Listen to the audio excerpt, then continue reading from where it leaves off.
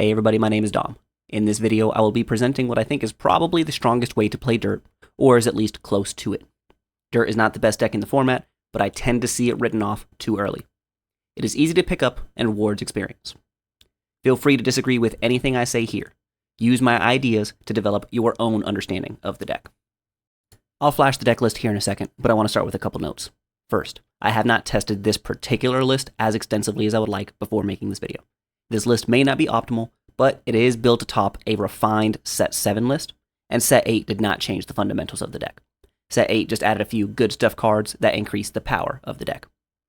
Next, I would argue that after the first two sets laid out the foundations for Dirt, the archetype has seldom received cohesive support. By that, I mean rather than printing Dirt cards for the Dirt deck, the designers have primarily created Dirt cards that simply use Dirt as a mechanic. Sometimes those cards are in alignment with the foundational Dirt strategy, and sometimes they aren't. While there isn't inherently a problem with choosing to utilize the mechanic in that way, on the contrary, I would not be opposed to an argument that claims it is the best way to approach designing Dirt cards. It has created a problem within the community. A problem with regards to communication. Simply put, Dirt means different things to different people. If someone were to ask for matchup advice as Dirt versus any given deck, or just general advice for piloting the deck, you would quickly notice how much more difficult that conversation is to facilitate than it is for a deck like Disdain or Machina Abyss. This is a nuanced topic deserving of its own video, so I will leave it at that for now. If you have specific thoughts on that topic, leave a comment or message me on Discord, and I will keep those thoughts in mind as I prepare that video prior to the release of Set 9. On that note, the list I will be sharing is what I consider to be the standard Dirt strategy, the one that most closely resembles where the deck began in the first few sets of the game. To me, the core identity of Dirt is a mid-range deck that skews a bit more towards aggro than control. It is a deck that forces the opponent to engage with its early board presence out of respect for its capacity for burn at the top end. If you're interested in slow Dirt, or a more control-leaning Dirt, you can find those lists in the community Discord. If you just want the list, here it is. The deck code is in the corner. I'm not going to do a card by card. Instead, I want to explain some relevant concepts, introduce the core game plan, and dedicate time to some of the more important cards. Dirt is a builder-spender mechanic. It demands good resource management. If there is only one thing you take away from this video, I want it to be this. Resource management does not, absolutely does not, mean having enough resources. It means having the correct amount of resources. It means optimizing the resources available to you. Stack cards are generally slightly below rate for their cost. Compare Red Hot Ritual and Surefire Bullet. Without cashing in on the value of a stack, you decrease the average strength of your plays. If you go into your turn 8 Ancient Alchemist play with 5 stacks on board, yeah, you made sure you had enough stacks, but you also wasted way too many play points along the way. In a perfect world, you would end every game with 0 stacks on board. This concept should inform your deck building decisions. You need to balance the rate at which you can build and spend your stacks. Previously, I made a video discussing interactive versus uninteractive damage and how to use that understanding to form a game plan. The concepts in that video apply cleanly to Dirt. If we look at the largest, most reliable, and least interactive sources of damage available to this deck, we can see a potent 20 damage late game curve. Riley on 6, Sylvia on 7, and Alchemist on 8 is typically going to be a lethal curve. Ancient Alchemist represents a variable amount of burn dependent on how many copies of Prototype Warrior you have in your hand and how much board space you have available. We should aim to have 2 stacks on board at the end of our turn 5 to make this sequence possible. Exactly 2 stacks is ideal because that will open up the 5th board slot on the Ancient Alchemist turn and allow you to play 2 Prototype Warriors alongside her if you have them both in hand. Keep in mind that you board lock yourself with this playline, but 1. You usually end the game with this play. 2. Most decks can't ignore the damage on board. And 3. You don't have to play the second warrior if there's a possibility that board locking yourself would lose you the game. If you play against a Machina deck, Technolord makes this play a little awkward. If you have 2 stacks on board, your opponent can use Technolord and blow up a stack to reduce the burn on the Ancient Alchemist turn by at least 3, or make you skip the Sylvia to redevelop a stack. If you have 3 stacks on board, they can leave the stack alone, and now there's 1 less slot on board for a Golem, again reducing the damage on the Alchemist turn by 3. This is a forked playline that you cannot avoid. You can choose to make them have it, or simply accept that you will have to give up 3 damage in the matchup. Of course, we can't expect to have that curve every game, nor would it be enough to win every game, even if we could. Again, referencing the damage and game plan video, I think a strong interactive damage plan is a good supplement to the uninteractive damage curve. The more interactive damage we get in the early game, the more resilient we are to healing, and the more threatening our late game becomes. Dirt has always had a theme of strong board presence. For this particular list, that primarily comes in the form of Magic Illusionist. He quickly presents your opponent with a heavy removal check, or threatens uncomfortably high counts of damage. I built this list by starting with the lethal late game sequence, then experimenting with different forms of early pressure. Illusionist turned out to be the most stable. The entire rest of the deck is built to make Illusionist as easy to use as possible, while also enabling the 20 damage finishing sequence. This is a very focused strategy. It is not complex in its goal, but you may find that Illusionist openers feel unique to the deck and ask a slightly different thought process than you may be used to. Even if you don't choose to build around Illusionist specifically, I still think it is critical to have a plan that presents early aggression. If your opponent is at 20 plus life on turn 6, they do not have to respect your Riley. They will ignore the 6 damage, knowing that they cannot lose the game on the following turn, and instead progress their own win condition. If you get them between 8 and 12 life, suddenly Riley becomes a much more serious threat. Illusionist is a set 4 card that I have historically been pretty harsh on. I experimented with the card very briefly when he came out and was mostly underwhelmed. If you search through the history of the Runecraft discussion channel, you'll see that opinions on this card were somewhat split. In retrospect, I think I could have done more to make the card work, but I did not feel Dirt was well suited to the format at the time and focused on other decks instead. Between sets 4 and 6, you were probably better off playing Hybrid Rune if you wanted to scratch your Dirt itch. At least, that's what I did. Now, what happened in set 7 to make me start seriously considering this card again? Simply put, he used to be too expensive, and now he is not. Expensive both in terms of resources and in terms of curve opportunity cost. This is a very stack-hungry card. You need to be able to quickly and consistently pump out stacks while still being able to evolve him for this card to be functional. That requires a high stack density and efficiency hand.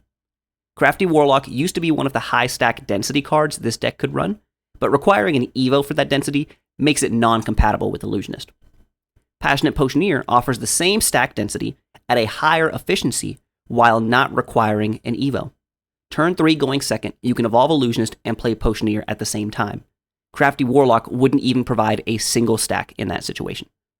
Turn 3 going first, you ideally have a 1-cost stack to develop alongside his Evo.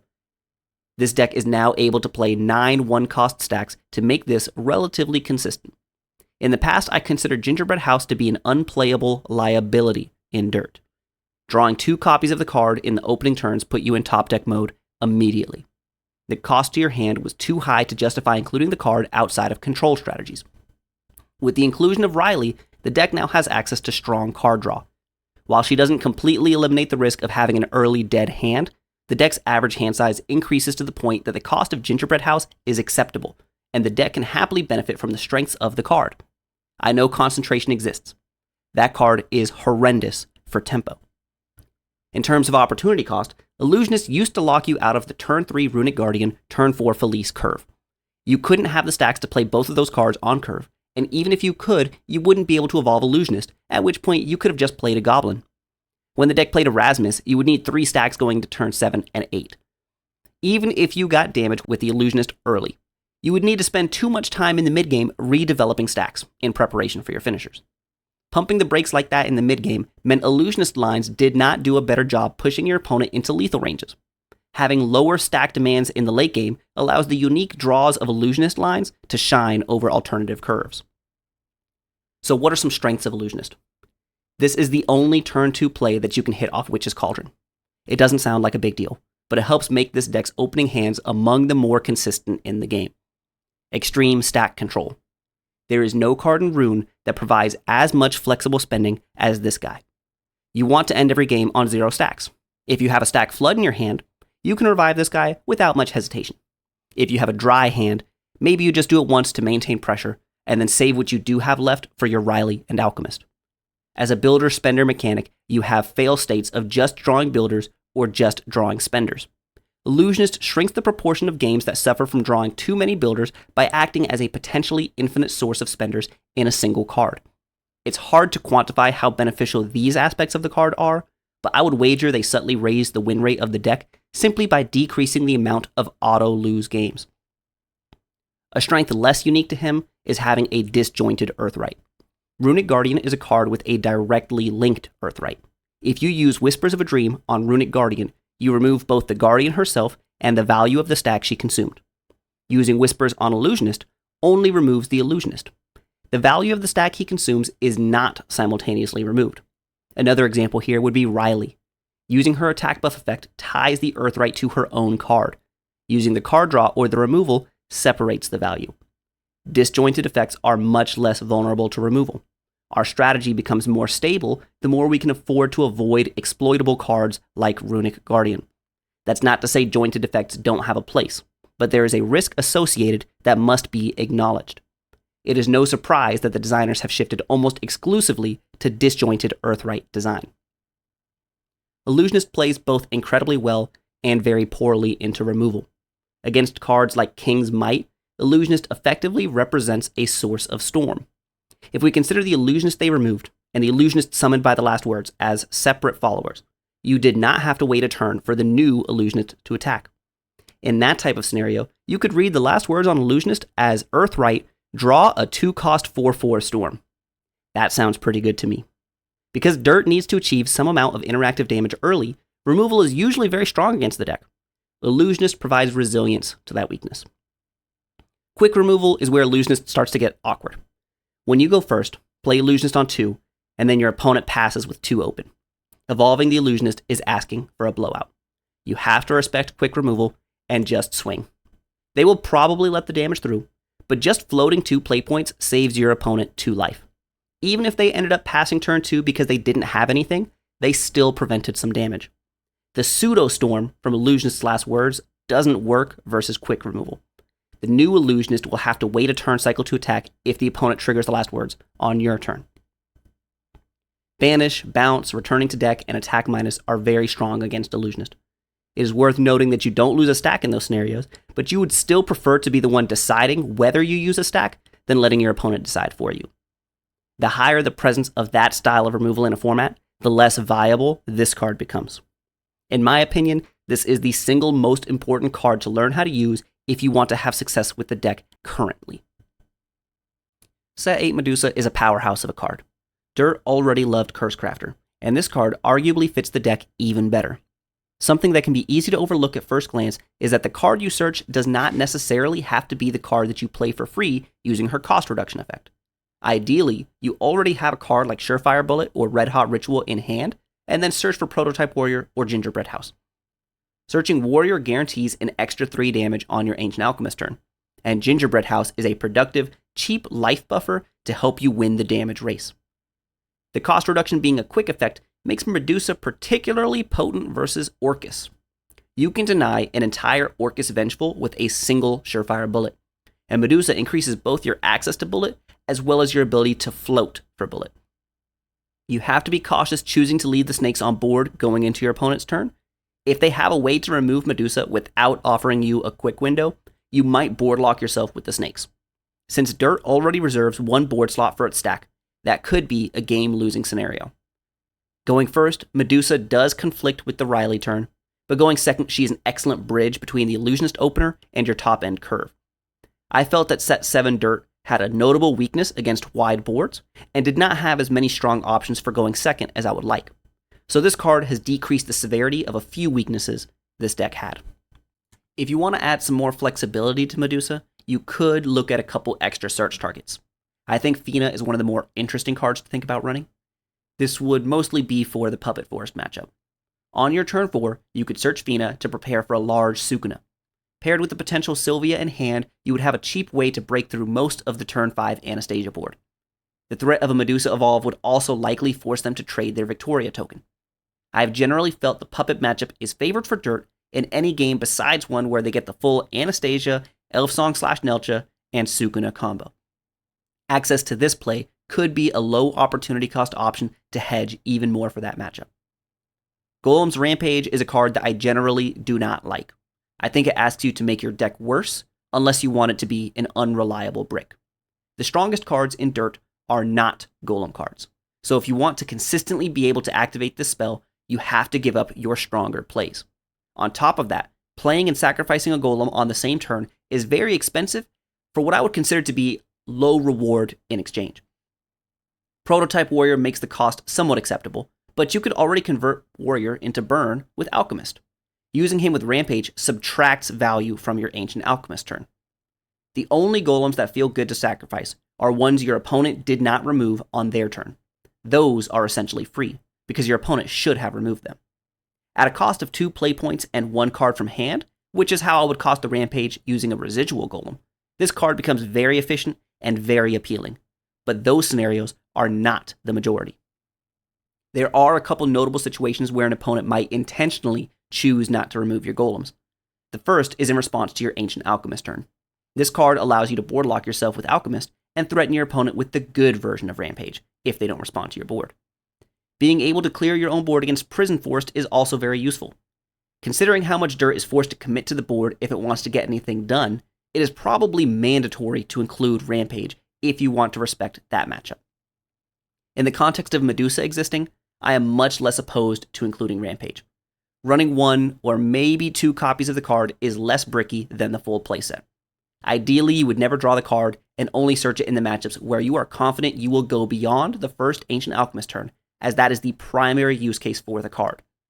Alongside Rampage, you would likely want to run Alchemist's Workshop instead of Red Hot Ritual to minimize the risks associated with running Rampage, and you would be able to search it if you already have a Rampage in hand. Keep in mind with any of these options, though, that you are giving up an opportunity to search Prototype Warrior, or Gingerbread House, or Surefire Bullet. These alternative search targets need to be really good when they're good to justify not searching those other cards, while also decreasing the consistency of your deck. Dirt tends to have a moderate good stuff presence in its decks. Merlin, Rico, Europa, Demoncaller, Cursecrafter, Mysteria, Charming Gentle Mouse. Because the Dirt support isn't always very focused, generic tools that are in alignment with the deck's game plan work their way into lists pretty often. Medusa is one of those cards. Sylvia is one of those cards. It should be no surprise that the only change between set 7 and 8 Dirt is the inclusion of 2 of the most powerful, generic, good stuff cards in the set. Similar to Medusa, this card shores up some pain points I had with set 7 Dirt. Followers with more than 5 health were not easy to remove. A standing Technolord could force you to delay Riley. Mistalina would delay your Riley. Latica would delay a Riley. Anastasia or Spinaria boards would delay your Riley. Other than Latica, all of these threats are made more manageable with the 2-cost Sylvia removal effect. Previously, you had to hope you drew your unsearchable one-of Cursecrafter. Sylvia is very efficient removal for the threats that were already the most difficult for the deck to handle. Add on to that the full 7-cost mode, and this card starts to scream Dirt. The extra 5 or maybe 10 damage helps chew through enemy healing and recover from early game tempo stumbles. Dirt really appreciates having an increased capacity for damage. Having a cheap and expensive mode makes it look like this card is supposed to minimize the risk of high-cost cards breaking your hands, but that doesn't really apply to Sylvia. The 2-cost effect is realistically only live turn 6 going first, or turn 5 going second, and that isn't even a guarantee. The better way to think about the cheap mode is just a situational enabler for massive tempo swings by being incredibly efficient removal. It is a nice tech staple to a card that you would already consider running, therefore increasing the strength of both cards. Between Medusa and Sylvia, Set 8 has provided Dirt with the tools to address both wide boards and tall boards. Magiblade Witch is another very high quality card, and part of the reason the Dirt Evo deck is so tight. The vast majority of the time, you'll be using her removal effect, but do not hold yourself to only using that effect. The modality here is great. I use her builder mode somewhere between 20 and 30% of games. Her effect is very simple, but figuring out how to work this card into your Illusionist openers is one of the bigger skill checks in the deck. Both cards are competing for the use of your turn 1 stack and your turn 3 Evo. Playing her turn 2 going second, you have to consider if you're delaying your Illusionist past the point of relevancy. The most common scenario for her builder mode is to fuel another Illusionist turn while also fighting for board. Now let's talk about some cards that didn't make the cut. Rabbit Mage. I like this little dude, but I don't think it's his time yet. I've never liked 2+1 Evos that trade with goblins, but that isn't really relevant right now. The 2 health is not the deal breaker. The primary reason is that he just doesn't fit with Illusionist. You could argue that you really want to see Riley, and you should do whatever you can to make that happen. But currently I'm having the experience that you find her enough with just Cauldron.